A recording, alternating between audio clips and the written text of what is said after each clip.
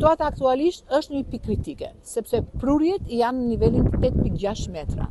Por në orën e vazhdim ne shpresojmë që do të ketë një ulje të sasisë, duke llogaritur që pjesa e jugut, që është pjesa që sjell prurjet e ujit në këtë nivel, ka një stabilitet prurjesh atje. Dhe kjo do të pasqyrohet gati në një kohë për 12 orësh.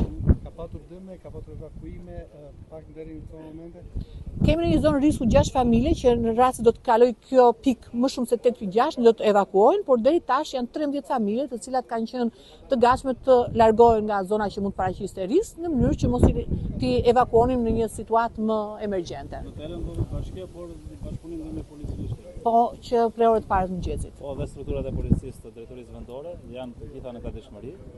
Ne kemi vënë dispozion të gjithë mjetet e policisë me kalueshmëri të lartë dhe në rast nevoje për të evakuar banorët për zonat që do paraqesin risk, strukturat e policisë në bashkëpunim me gjithë strukturat e emergjencave civile të bashkisë dhe të Agjencisë Kombëtare të Emergjencave Civile do të ndërhyjnë ku tjetë nevoja.